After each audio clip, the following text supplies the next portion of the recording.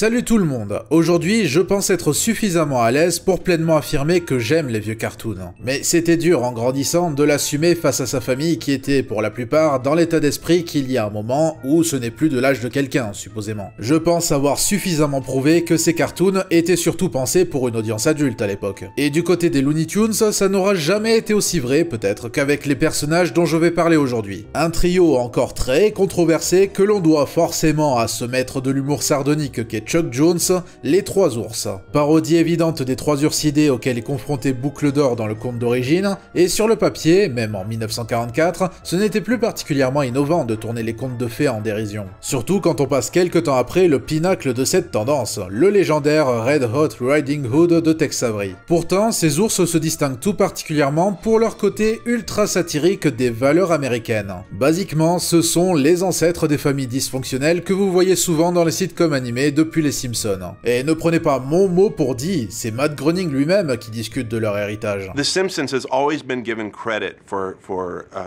showing the American dysfunctional family, but you look at those three bears with Junior and Henry and that poor hapless wife.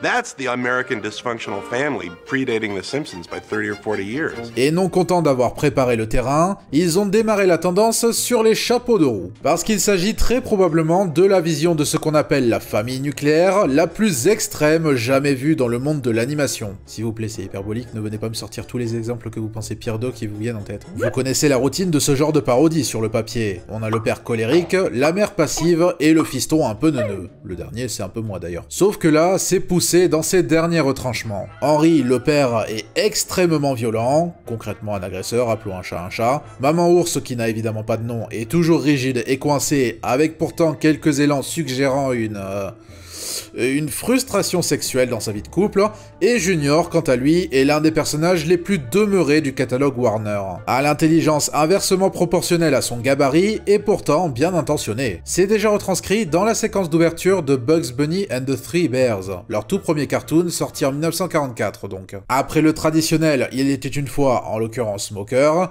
on a nos trois ours affamés, et Henry qui ne peut s'empêcher d'en mettre une à son fils quand celui-ci déclare à quel point il a faim. Les personnages des Looney Tunes résulte généralement de la faculté des artistes à croquer quelque chose de préexistant. Mais ces ours sont peut-être la première occasion de personnages récurrents où ils croquent vraiment une notion réelle, tout en la poussant dans ses limites. Même s'ils en sont encore à leur relatif balbutiement dans ce cartoon, et on n'aura plus cartoonesque que complètement cynique, les bases sont déjà là, et parfois subtilement. J'apprécie notamment le travail sur les décors. Ça reflète la pauvreté de vie de ces ours bien sûr, mais il y a aussi un côté délicieusement unique, très déformation du cadre familial habituel, avec tous ces petits détails dont les murs sont affublés. C'est quelque chose qui parcourt tous les cartoons de ces ours, au layout assuré par Robert Gribrook. Bien que les ours partagent la vedette avec Bugs Bunny dans ce cartoon, qu'ils veulent bouffer bien sûr, Bugs paraît presque secondaire. Les ours occupent un plus gros pourcentage du cartoon que le lapin, et c'est vraiment d'eux que résulte le gros des gags et situations. Ted Pierce reçoit le crédit de l'histoire pour leur premier cartoon, mais c'est très certainement avec la contribution de Michael Maltese que cette famille dégénérée a su prendre sa forme finale. Comme le montre leur deuxième cartoon 4 ans plus tard, What's Brewin' Brown, que Maltese a coécrit avec Pierce.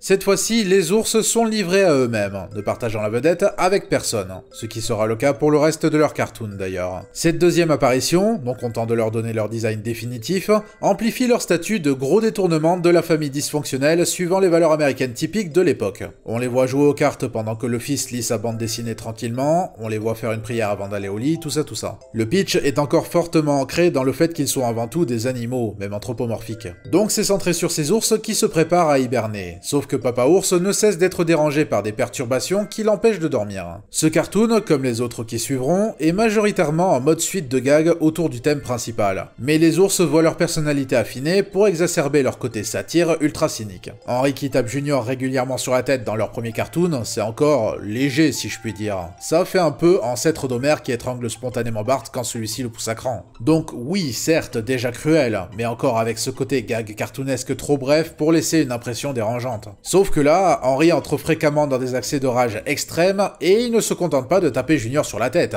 Là, il le bat purement et simplement, et pour des raisons généralement mineures. Et c'est pas comme si la mère était particulièrement réactive aux gestes abusifs de son mari non plus. C'est ainsi qu'on plonge à pieds joints dans le côté pleinement perturbant de cette famille, car ça ne va pas en s'arrangeant lorsque Michael Maltese prend seul les manettes de l'écriture dès 1949. Leur troisième cartoon, The Bee Devil Bruin, est très probablement leur plus violent et cynique, et en ce qui me concerne mon possible préféré parce que je suis un psychopathe. Le cartoon a mis longtemps avant d'être disponible en support physique, et a été fréquemment censuré sur les chaînes de diffusion américaines pour plusieurs scènes très violentes. Le pitch est une nouvelle fois bête comme chou, et joue encore avec le fait que ce soit des ours, tandis que Papa Ours essaie de récolter du miel pour son petit-déj. Mais Jones et Maltese ne lésinent pas sur le caractère agressif de leur gag, et l'ambiance généralement mesquine et cruelle. On voit même Junior réellement intimidé, voire carrément apeuré par le comportement de son père une poignée de fois, tout en acceptant la punition quand il pense avoir fait une mauvaise chose. Tandis que la mère essaie de prévenir son impulsif mari par rapport à quelque chose, ce que ce dernier ignore complètement en lui disant de la boucler, et ça revient fatalement lui mordre le derrière à la fin. On la voit aussi visiblement plus inquiète du statut social de sa famille que de ce que sa famille elle-même peut infliger ou subir. Une nouvelle fois accentuant le côté détournement des valeurs de la famille nucléaire si souvent stéréotypée. But Henry,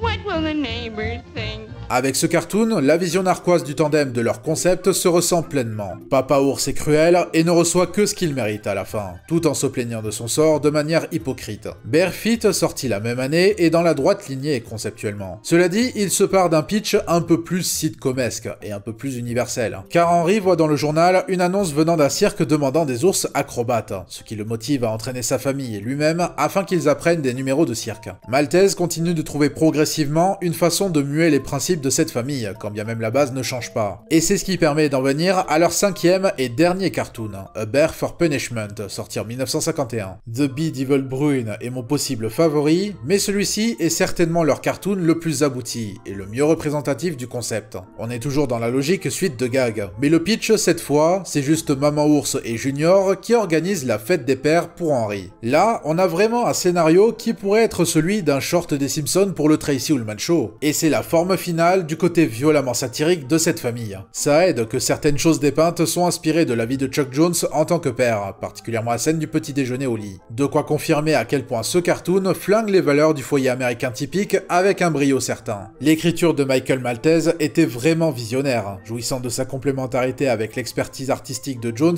pour créer un cartoon hilarant sur tous les plans. La sphère familiale est dépeinte avec une subversion et un sarcasme géniaux, tout particulièrement lors du numéro final organisé par la mère et l'enfant face à cette audience captive qu'est Henry, naviguant entre les performances extrêmement drôles de Maman Ours et Junior et les réactions isolées de Papa Ours qui le sont tout autant. Le pire, c'est qu'ils veulent vraiment faire plaisir à Henry, et c'est leur façon de lui prouver leur amour pour lui, que ça lui plaise ou non, et quoi que ce qu'ils trouvent en lui puisse être. Autant dire que ces cartoons, même pour les standards des Looney Tunes, sont assez gratinés. Même certains bouts particuliers sont de grosses occasions pour Jones et Maltese de glisser de la comédie noire bien sombre. Ma, Pa won't talk to me. I nudged him and I nudged him. But he's awfully still.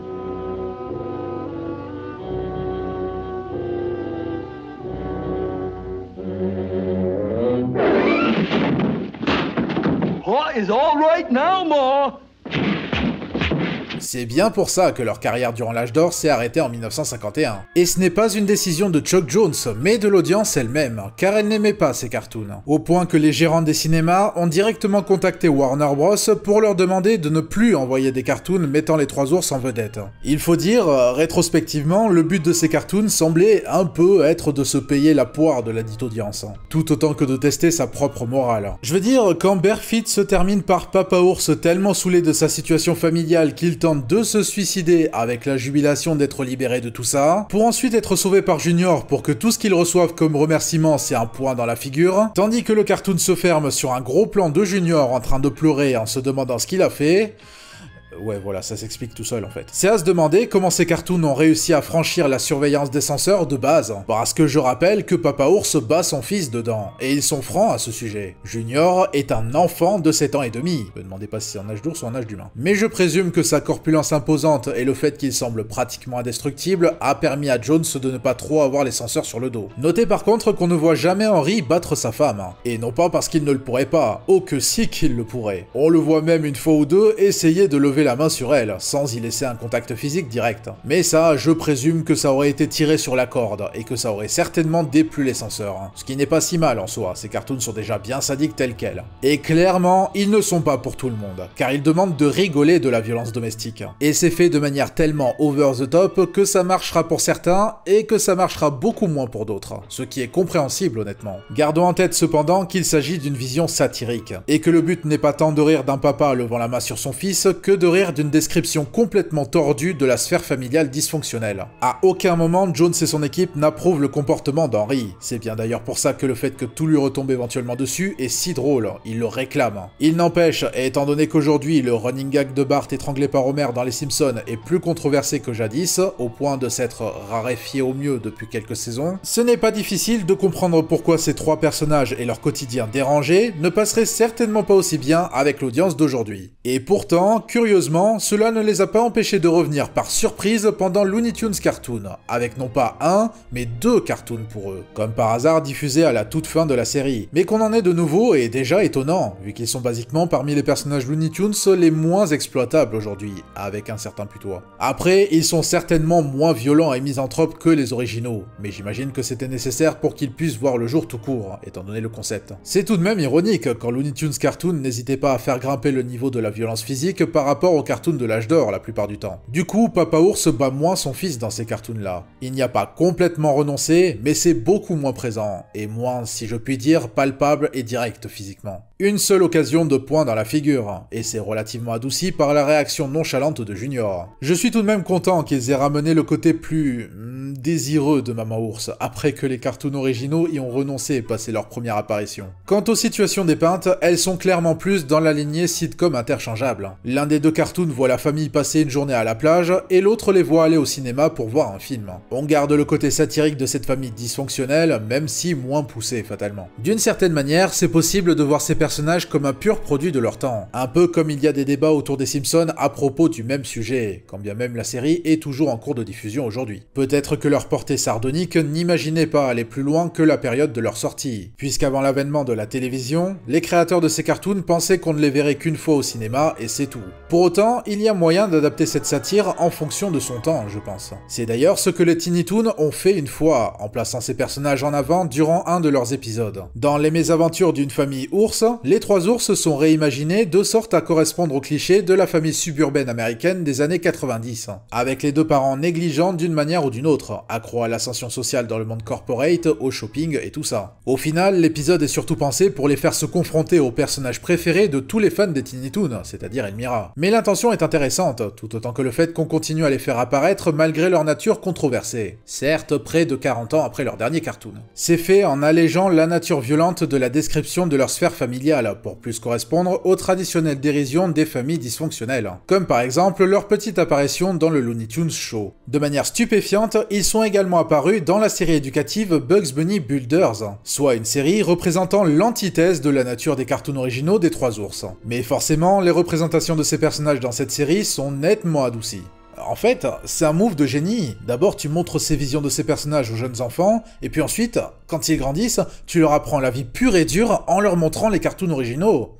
Ouais, c'est pas idiot ça. Durant l'âge d'or, ces personnages faisaient partie des rares personnages récurrents des Looney Tunes à ne pas être incarnés par Mel Blanc. Sauf une exception, Blanc ayant incarné Papa Ours dans leur premier cartoon. Mais ensuite, il a été remplacé par Billy Bletcher, la voix originale de Patibulaire notamment. Ironiquement, d'après l'expert des comédiens dans les cartoons Keith Scott, Bletcher a enregistré des dialogues en tant qu'Henry pour Bugs Bunny and the Three Bears. Mais ces prises n'ont pas été utilisées, et le rôle a été remis à Mel Blanc sur ce coup. Maman Ours est incarnée depuis le début par Bee Benaderet, à l'exception de ses deux répliques dans What's Brewin' Brune, lu par Mel Blanc. On note sa voix qui devient bien plus nasillarde dès sa troisième apparition par rapport à sa première. But Henry, we haven't any porridge for Goldilocks, only these old carrots.